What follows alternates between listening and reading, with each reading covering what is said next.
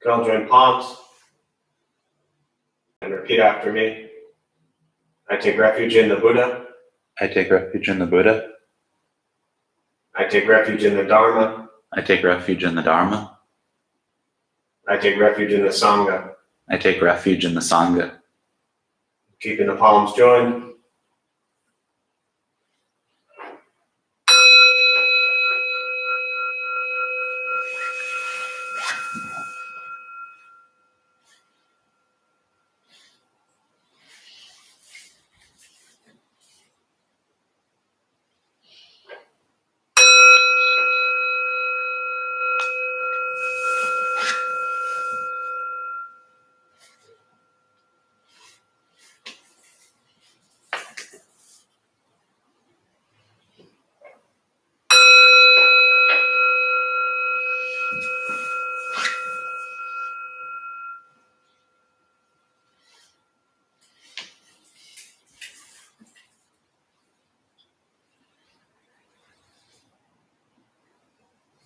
Palms down.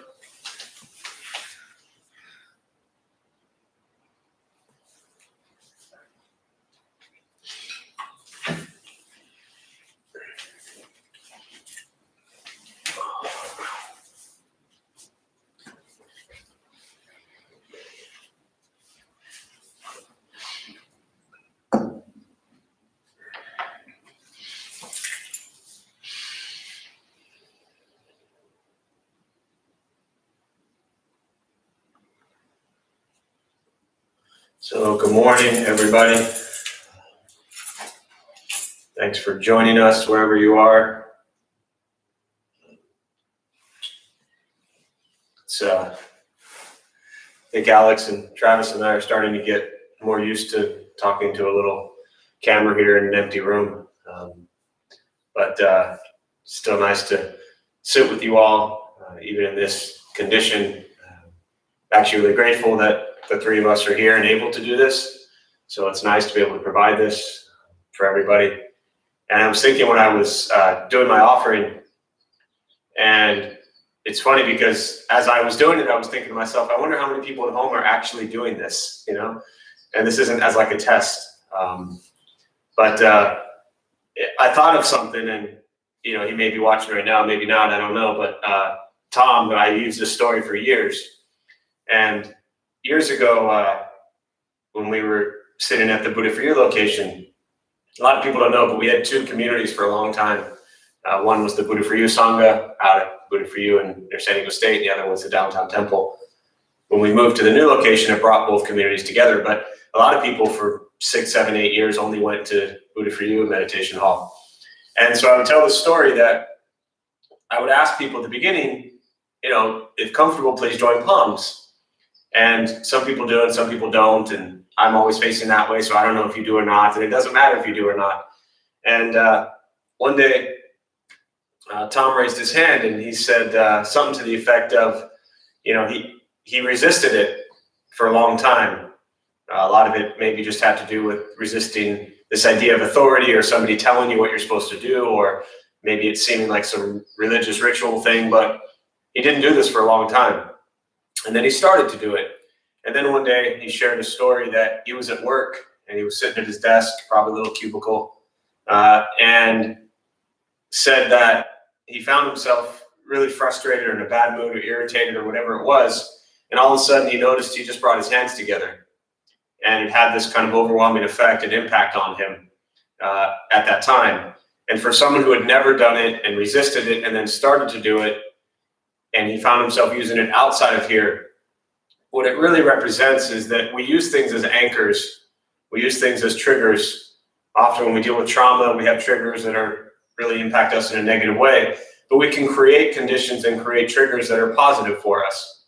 And so this is one example of where him just bringing his palms together reminded him of the place that he went to for so long to get a sense of peace and calm and quiet and happiness. So I suggest that whether it's something like this or whatever you might have in your Buddhist practice or meditation practice, find something that becomes a trigger, that becomes an anchor for you, that brings you back to that present moment, right? If you have a cushion and you're at home, when we sit on the cushion.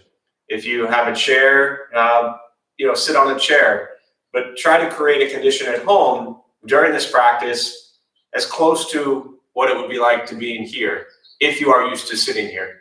If you're used to sitting elsewhere, then again, try to create a condition, if possible, that brings you back to where you normally would sit.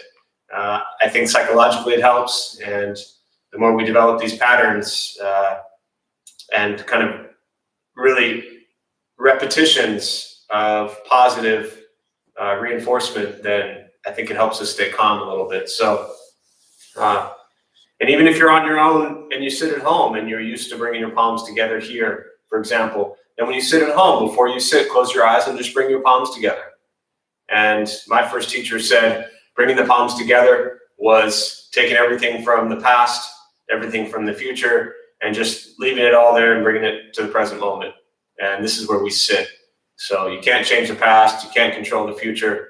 To some extent you can, but just come to the present moment. So that's for me what it's always been is, here we are, Saturday morning, 11:05 or whatever time it is, and this is the only thing that exists in this moment. So let's try to just focus on this moment for this period of time. So we'll start with the meditation practice. A couple things to tell you before we begin. Nothing's going to happen to you, right? You're not going to float away. You won't have any mystical, magical experiences. You're not going to figure anything out whatsoever. The mind that races all day long doesn't shut off. Don't judge your practice. What I mean by that is don't ask yourself, is this working? Is it not working? Am I doing it right? Am I doing it wrong? We're just going to sit. We're going to breathe. You'll hear sounds inside your room, outside, wherever you are. There's noise. And the practice of meditation is not escaping from all of that, but learning to get quiet and still within all of that. You won't think nothing, especially for those who are brand new. Often you may think that meditation is about thinking nothing or going blank. You'd end up sitting there telling yourself, think nothing, think nothing, think nothing, and that's still thinking. Okay, so just observe the mind as it wanders and attempt to bring it back to sensation of breath.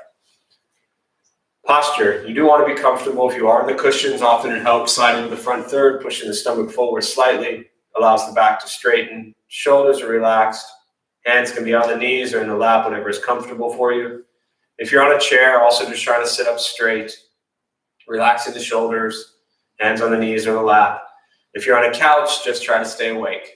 That's the biggest challenge right now. So I will say things periodically to wake you up if you have fallen asleep. So try not to get too startled. Most important, don't expect anything. We're just going to sit and breathe. I'll guide us as we begin, and we'll settle into a little bit of silence.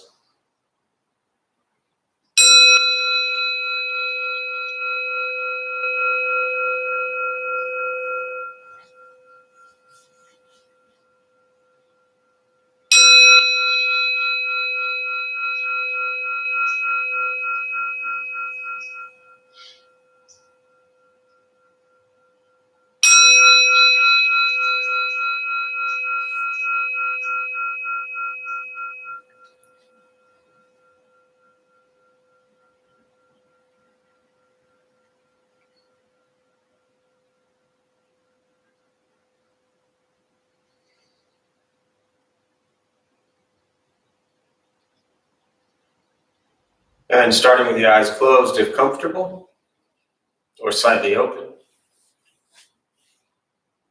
Mouth is open or closed. We'll start with taking 3 deep breaths, slowly.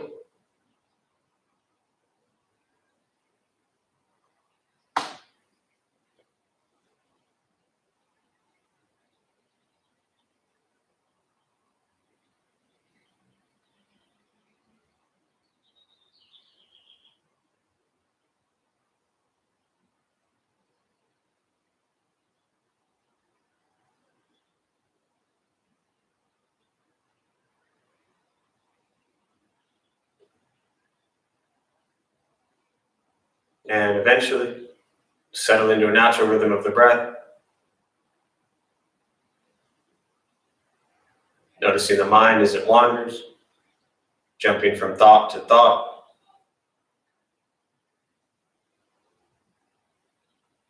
Start with gently guiding the attention, focus to the stomach or chest.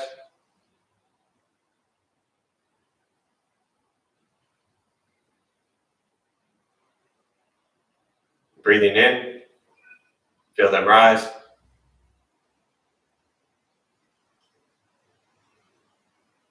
Breathing out, they fall.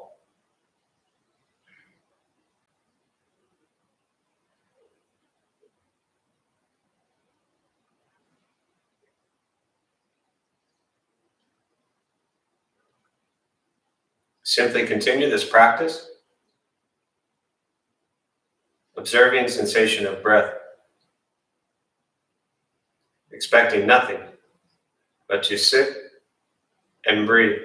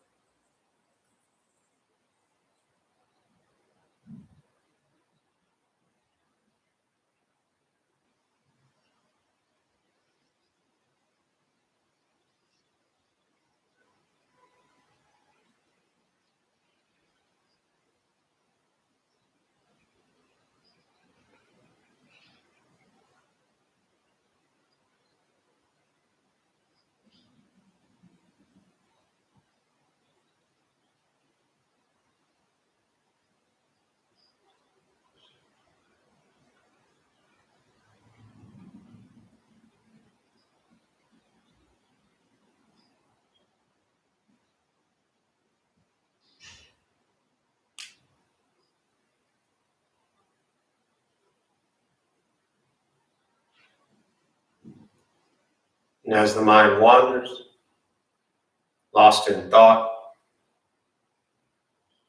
recognize it.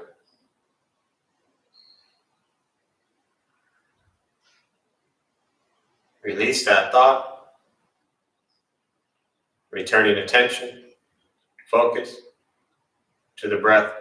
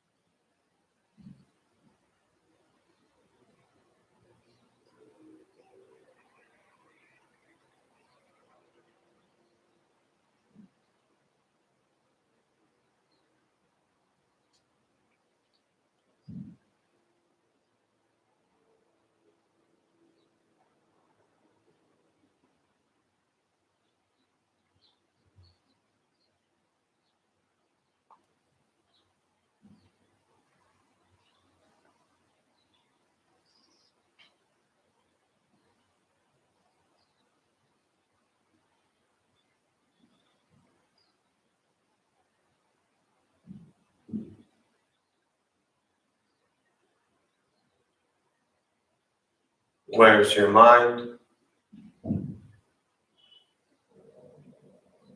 Lost in thought? Return attention, focus to the breath.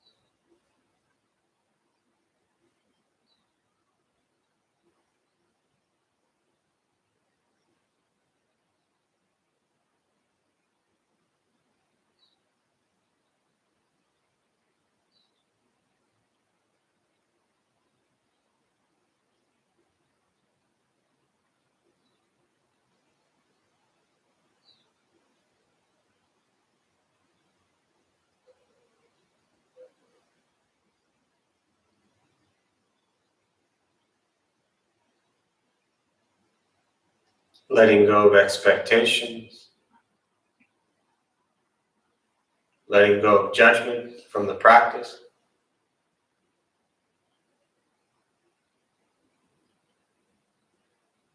Just sitting, breathing.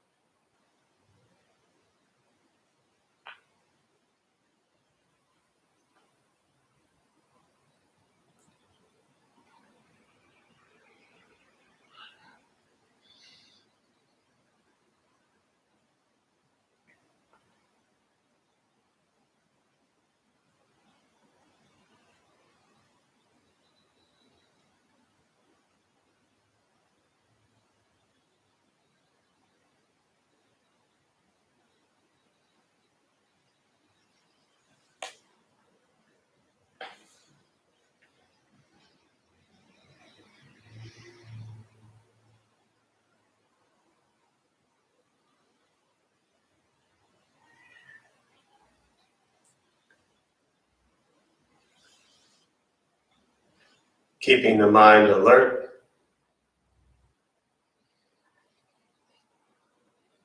aware of each sound,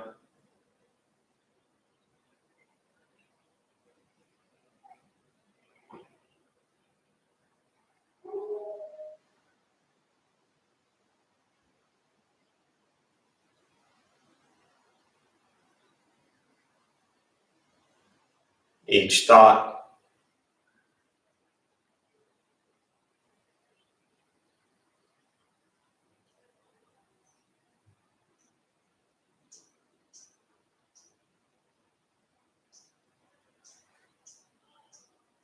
each physical sensation,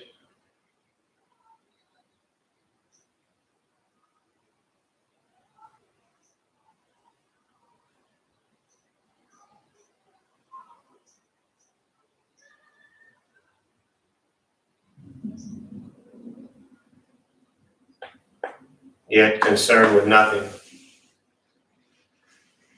but sitting, breathing.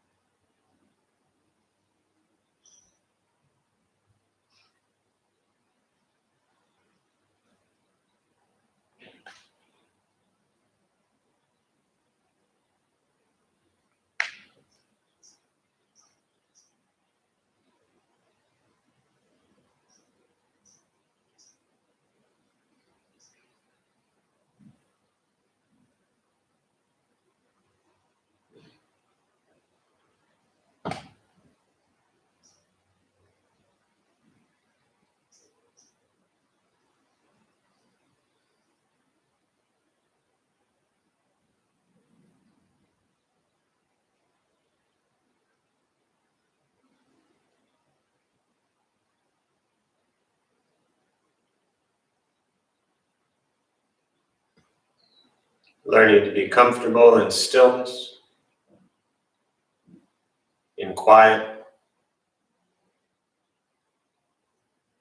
wanting nothing but to sit and breathe.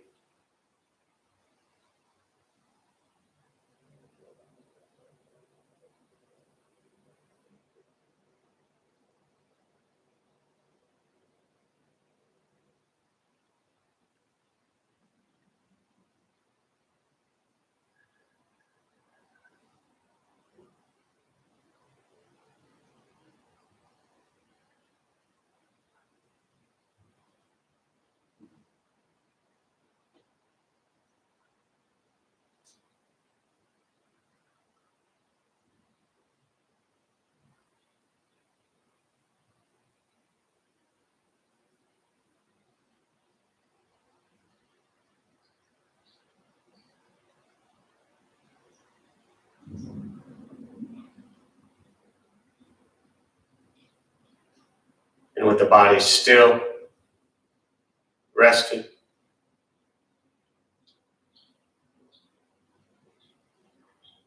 and the speech quiet, aware of all sounds,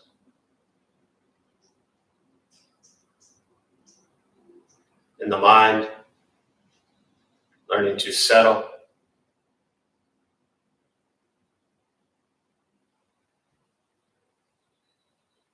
know what it's like to just sit and breathe.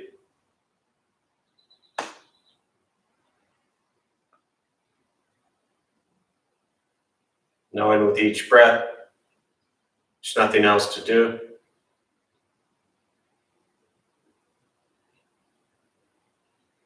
Nowhere else to go.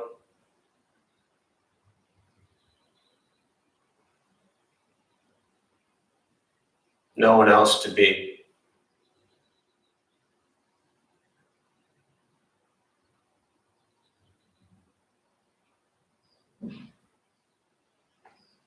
Everything beautiful, exactly as it is.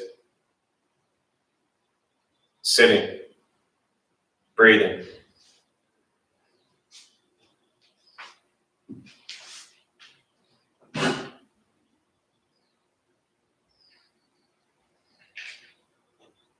Once again,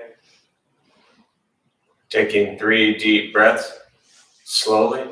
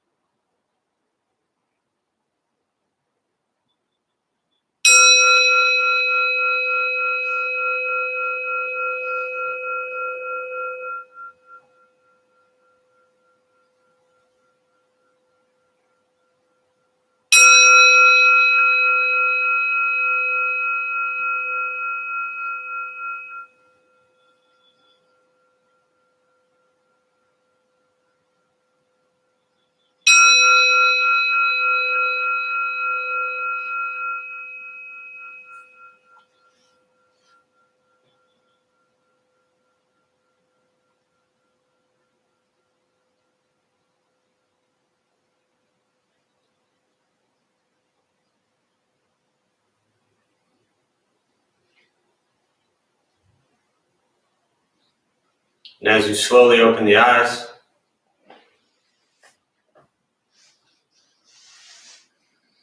slowly begin to move.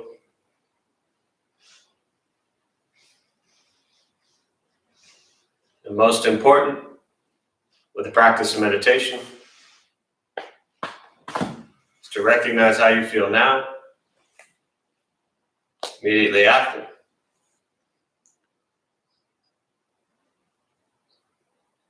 Compare this to how you typically feel throughout your day. Recognize the difference, if there is one. Ask yourselves how you prefer to feel every day for the rest of your life. And realize however you feel now, if it's quiet, calm, still, or a busy mind, racing mind, whatever you're sitting with at this moment has nothing to do with anything I said. It's nothing to do with how you sit and hold the hands across the legs. It's nothing to do with the sounds around you or where you're at or anything else for that matter. It has everything to do with your own mind and your own mind's reaction to an external condition. This is what the Buddha called pratitya samuppada, dependent origination. This is the basis for the Buddhist awakening. The word Buddha simply means awakened. He was a human being no different than any one of us who began to understand why he suffered, why he got angry, sad, depressed, stressed, anxious. He began to understand the causal relationship of all phenomena.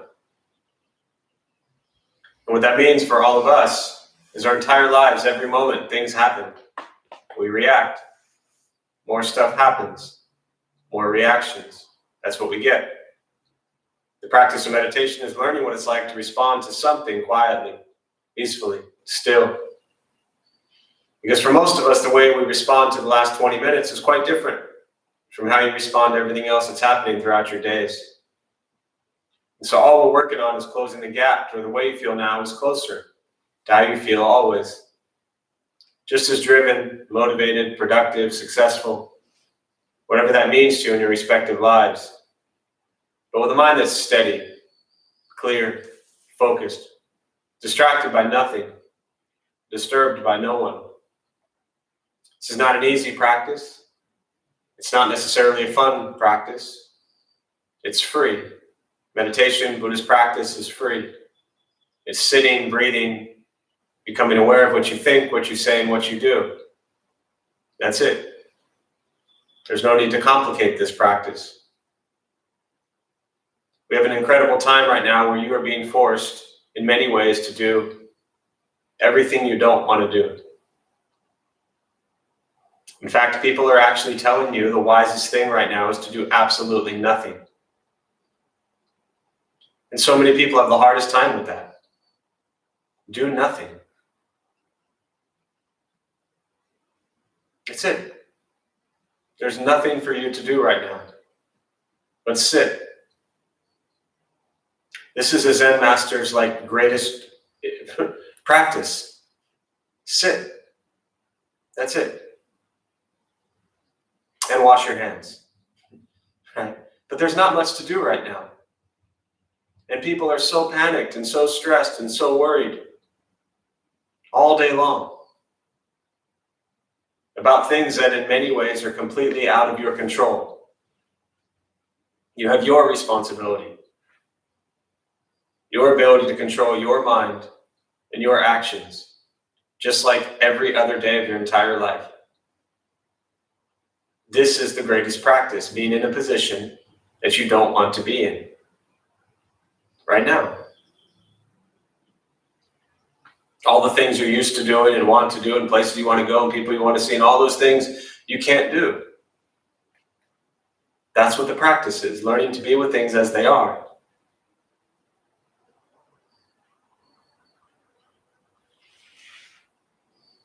And that's difficult. But that's why we practice. Stop complaining. Complaining doesn't help. Just be with things. You have your own madness. You don't have to share all of your madness with everybody else. Deal with your own. Be with things as they are. And then the question is, well, I don't like things the way they are. Yes. But that's how they are. Our choice to like things or not like things doesn't change how things are. This is the Buddhist teachings on duality. To me, this is understanding what the Buddha meant by waking up. Waking up to the true nature of reality, the truth of how things are, not how we wish them to be. When things are different from how we want them to be, we crave and we desire. And the craving and the desire leads us to our own suffering.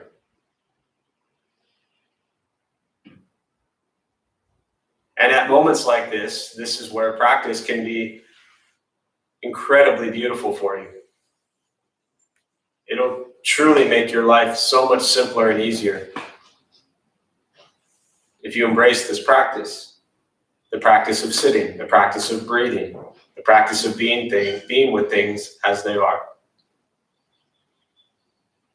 Now, there's a global responsibility we all have. I understand that. I'm not discounting that. But for many of us on a day-to-day basis, just sit and breathe and see what that does for your mind. So I'd rather just stop there. I want to leave a little more time than normal maybe for questions. I've received questions periodically from last week to this week. And so I just want to start out with, as always, opening up to questions, meditation, Buddhist practice, anything you're sitting with. If you're new to joining us on YouTube, somewhere on your screen, probably lower right-hand corner, upper right-hand corner, somewhere on the right, there's a box, a little chat box. And you can just type your questions in there. Travis, our dear friend, will read it and I will respond. So feel free to just open up now with questions, anything that you want to share, and we'll go from there.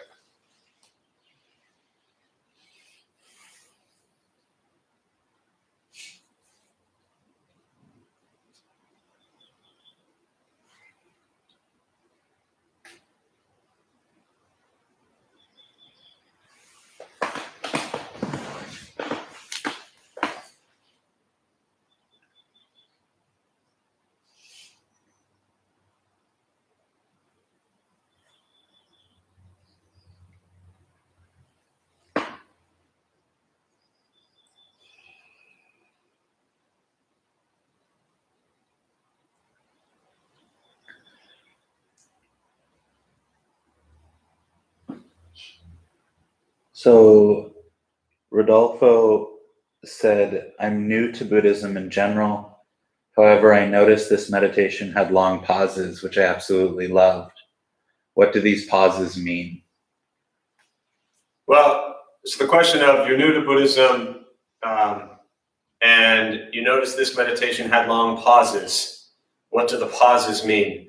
They mean whatever you want them to mean. You enjoyed them, it sounds like. So to you, the long pauses meant enjoyment, peace, pleasure, comfort.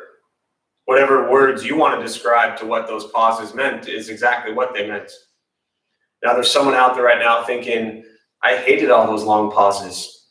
And so for them, that meant a moment of discomfort, a moment of angst, a moment of dissatisfaction, a moment of dukkha, as the Buddha called it, a moment of suffering. So the pauses are really up to you as far as what meaning you assign them. From a practice standpoint, a very kind of more technical or logistical response to that is, for me as a Zen practitioner, the practice that I use in my life is silence. So it's one long pause, right? So you start your meditation, you end your meditation, and the entire time in between there is the pause. It's silent, or is not the pause. It depends on how you look at it. Maybe everything else is the pause and the silence is not the pause. But we won't get into that right now. To me, learning to be silent is incredibly important. There are many types of meditation practices, from a very simply a guided meditation to a silent meditation. Guided meditations can be wonderful and extremely beneficial and joyful and pleasant and painful, just like everything else. And silent meditations can be just the same. My suggestion always, if you're new to it, is experiment and experience both silent and guided meditations and see how you respond to them. I often like to say that when you sit in silence for 20 minutes, you're left with the one thing that drives you crazy all day long, and that's yourself. And so often we need to learn to be with ourselves. If we're someone who only does guided meditations, then I suggest trying some silence to see what that's like. For me, when I lead it more kind of a mix in a way that even though I personally practice silence, when I'm leading a group, I don't leave it silent the whole time. I'll say things periodically. And the reason I say things are really for two reasons. One, to wake you up, because maybe you fell asleep, and that's not the end of the world, but we're not here to sleep, we're here to wake up. And two, I say things to remind you that you're lost in thought and bring you back to the present moment. So very practically, when I speak, what I'm saying isn't even so important. What's important is that it's almost like a little bit of a trigger, a tap on the shoulder, kind of that Zen stick that brings you back to, here I am, here's my breath. So I'm glad you enjoy the pauses and the silence. And for many people, our greatest fear is it's in our own mind. So learning to be with that is extremely important. Hopefully that's helpful.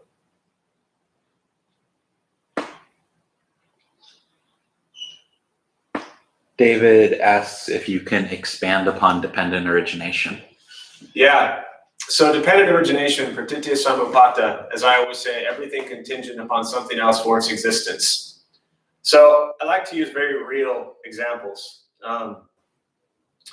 Without Travis's parents, this would not even be existing right now. So thank you to Travis's parents, because without Travis's parents, there's no Travis. And Travis wouldn't have been able to read your question to me, David, right? Everything is contingent upon something else for its existence, okay? Without this tripod thing, none of this would be happening. Without the person that made the tripod. So David, let me ask you this. Obviously you can't respond out loud, but in your time in sitting here in meditation or at the Dharma Blum Temple, did you ever think that the person who made that tripod would be as important as everyone else in this space? Probably not. But without the tripod, we wouldn't have a camera on the tripod. Without the person who made the camera, we wouldn't have a camera. Without Emanuel Swedenborg from the 1700s who created the Swedenborgian community and religious practice, we wouldn't have this Dharma Blum Temple space. They built it in 1927. right? It's endless, endless.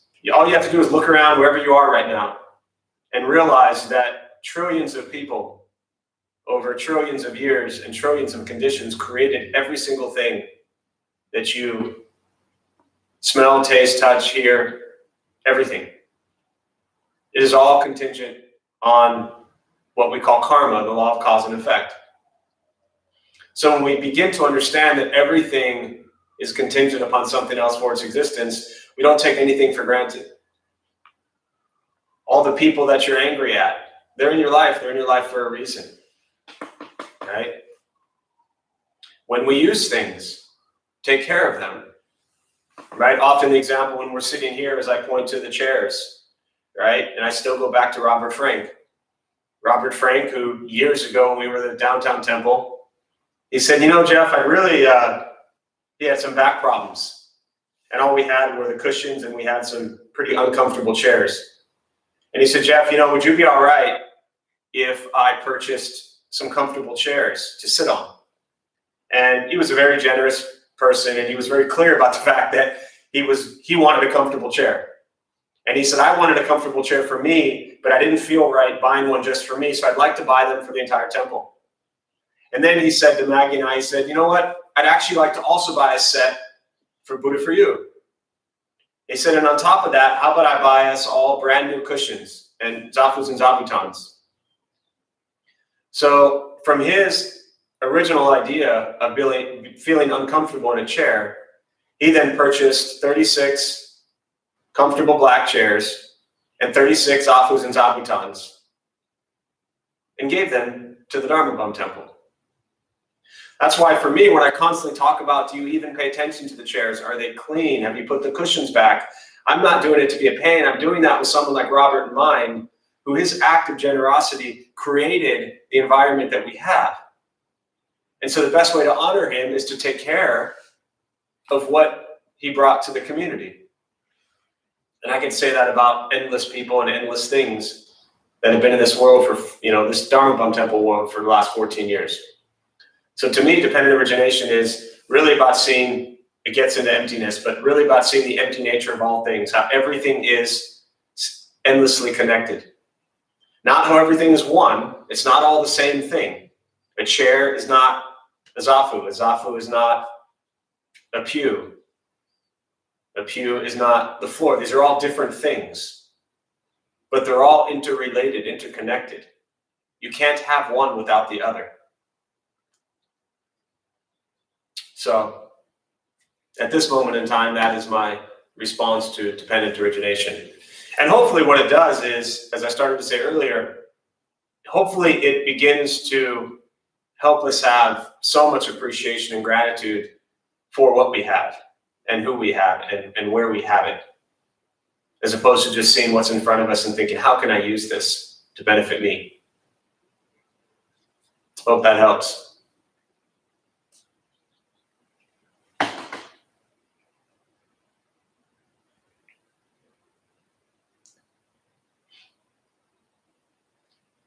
Marajik asked, is it best to meditate with some sort of mantra in mind, or should you just let your mind wander? Well, I would say that the practice of meditation is learning to train the mind to not wander, first of all. So as long as you're breathing and alive, your mind is going to wander, whether you're in meditation or whether you're reading a book or whether you're walking down the street, your mind is always going to wander. So the practice of meditation is to recognize the wandering mind and bring it back to the present moment, right? We use the breath. I like the breath from what I've learned through Buddhist teachings for two simple reasons. It's always with you. You don't have to go anywhere to look for it. It's right there. So breathing in, I notice I'm breathing in, breathing out, I notice I'm breathing out. This is what the Buddha taught very clearly. The breath is free, right? You don't have to pay for the breath. It's all right there with you. So everything you need to train the mind in a meditation practice is already with you. And in a seated meditation practice, as your mind wanders, what I'm working on as a practitioner is bringing my mind back to the present moment. Now, there are many things you can use for that, right? I could stare at a shoe. I could stare at a bottle of water. I could use a mantra. I could recite something over and over again, because reciting something over and over again ideally keeps me in the present moment. right? There are mantras that are beautiful, and you could also recite the mantra of, I could say singing bowl, singing bowl, singing bowl over and over and over again. And that still brings me back to this present moment. So again, like my response to the silent meditation or guided meditation or mantra meditations, there's so many types, and I think just find one that works for you. Find one that is free. Again, free, because you shouldn't have to pay someone to tell you to sit and breathe. And try it. So I don't think there's necessarily a wrong way. But again, like I said with the guidance, if you find that a mantra is the only way that you can stay present, then also abandon it at times just to practice bringing your mind back to the present moment. But I want to expand on why that's important. We don't meditate to be good at meditation. It's not about how long you can stay focused on a mantra or your breath or a bottle of water. The question is, in your lives, when you're challenged and you struggle, and you've had something that happened maybe 20 years ago, and you're still holding on to it, you're still angry, you're still upset, you're still sad, right? You're not living in the present moment. So we train the mind to be present simply to be able to have the ability to come back to this moment when life, or when our mind in life leads us to think about things that we don't like, that happened years ago. So it's always about using meditation to benefit the rest of your life. Hopefully that makes sense.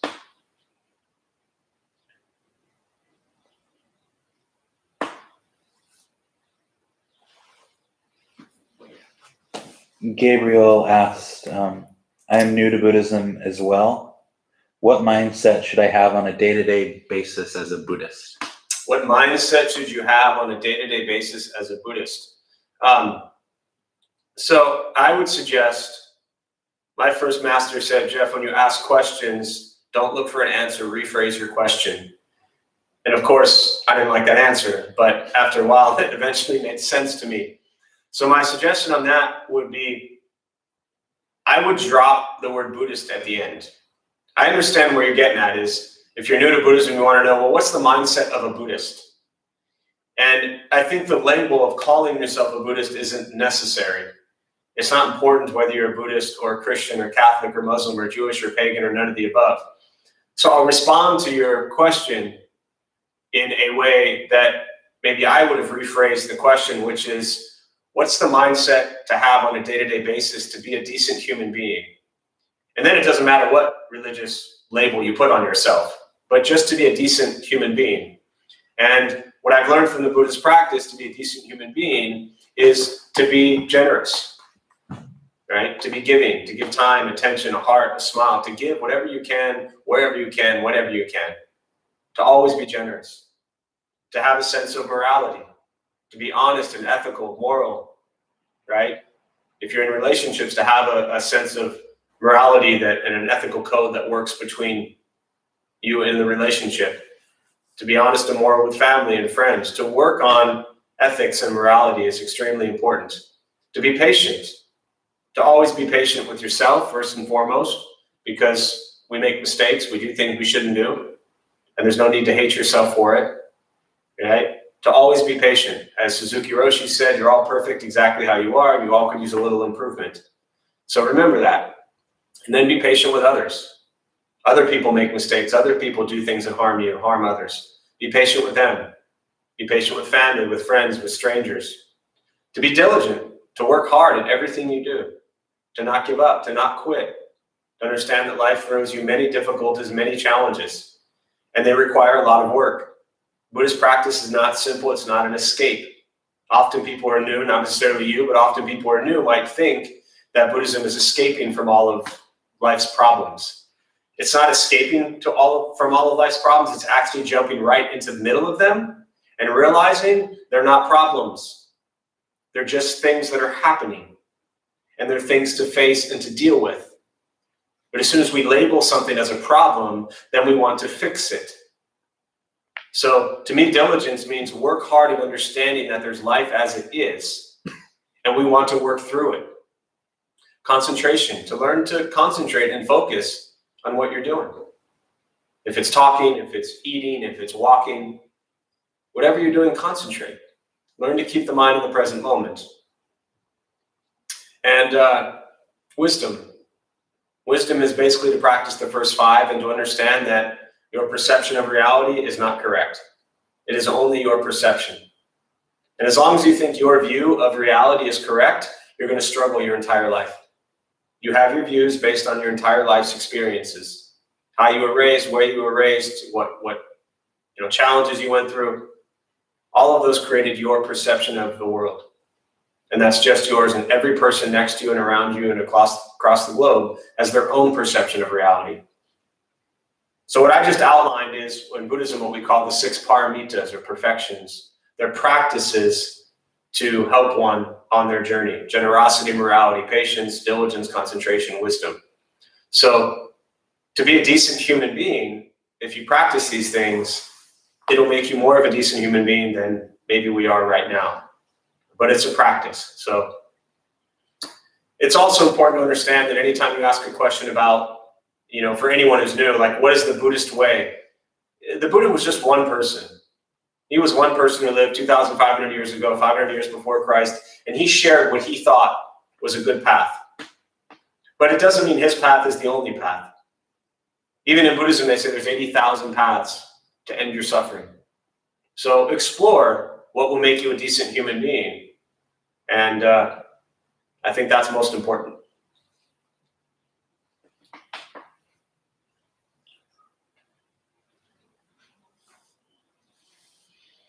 Sandra asked, how does the Buddhist philosophy of accepting things as they are align with working for social change? Yeah, so I'll close with this question because we are just about out of time. But how does the Buddhist philosophy of accepting things as they are align with social change? It's a great question, and I always default initially, or immediately, I should say, to Thich Nhat Hanh, who was and is a great Zen Buddhist master from Vietnam. He has Deer Park and Plum Village out in France. Deer Park's here in San Diego. He was nominated in the 60s by Martin Luther King for a Nobel Peace Prize for his work with social justice. And I think it's very important to understand that Buddhist practice is engaged in society. It's engaged in community. It's engaged with social justice. But the challenge is very often when people fight for social justice, they come at it from such a self-righteous place, as if they think they know what's best. And therefore, when you go into any situation and you think you are right, and you think your view is most important, and you think your view is best, you are not leaving any room to try to understand what other people are thinking. You cannot force change. You cannot force beliefs onto anyone. If you have different views around social justice issues, you cannot force your thoughts onto anybody else. And as soon as you force your thoughts on anybody else, you're just going to meet with even more resistance. To bring hatred and anger and violence into a situation that is already filled with hatred and anger and violence just creates more of a mess. Also keep in mind that when you perceive things that are not in your mind okay, the people doing those things, they think they're fine. This is the biggest challenge with people who want to deal with social justice issues is, yes, I get it. In your heart and in your mind, you are 100% convinced that it is wrong to treat people that way. I'm not disagreeing with that. But what I'm telling you is the millions and millions of people who are treating people that way, they don't think it's wrong. So if you just run around telling people you're wrong, that's not going to work. You must listen to people.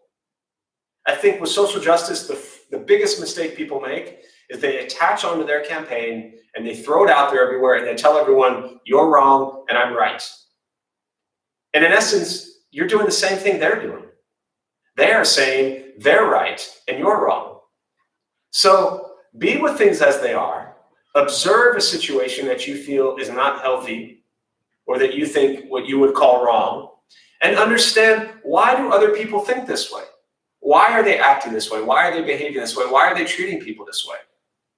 And begin to communicate and have dialogue that actually can bring about change.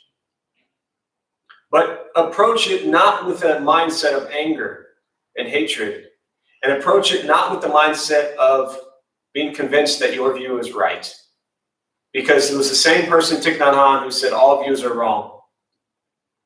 And what I believe from that, what he meant in my interpretation of it, was that just because you have your view, everybody else has their view. You don't have to abandon your view. You don't have to take the side of other people's views, but recognize their views. And that only happens if you see things as they are. If I observe two people and one person is treating the other person poorly, I need to observe it. I need to be with it in this present moment. I need to understand, why is this person A treating this person B poorly? I can't just yell at person A and say, you're wrong, you're bad, you're a terrible person. That doesn't create change. That, in fact, actually just puts them down even lower and will quite often create more hatred. Understand why that person thinks that way and try to create dialogue. The Buddhist practice, I'll close with this thought, the Buddhist practice isn't just folding your hands and sitting back on the ledge and saying, well, this is how the world is, I can't do anything about it. For me as a practitioner, the biggest part of Buddhism is creating change in the world. That's why I do this. But I first must begin to create change in myself. So the practice always was work on myself first. And as I'm working on myself, then I begin to recognize, how can I create change in the world around me? So, you know, we sit here typically on a Saturday morning, there's 70, 80 people here, and I know that there's a good chance that at least a handful of them might have learned something as they walk out this door that might actually change the way they treat people. Again, dependent origination. My dear friend Kristen, who got me to Buddhist temple, my first teacher, Venerable Leisure, all these conditions led to me saying things that hopefully change the way you treat people today. So work on that. So with that, I'm going to close. We'll join palms. May the benefit of this practice be shared with all beings in all directions. May all be at peace. May all be free from suffering. May any merit gained from this practice be transferred to those who need it most.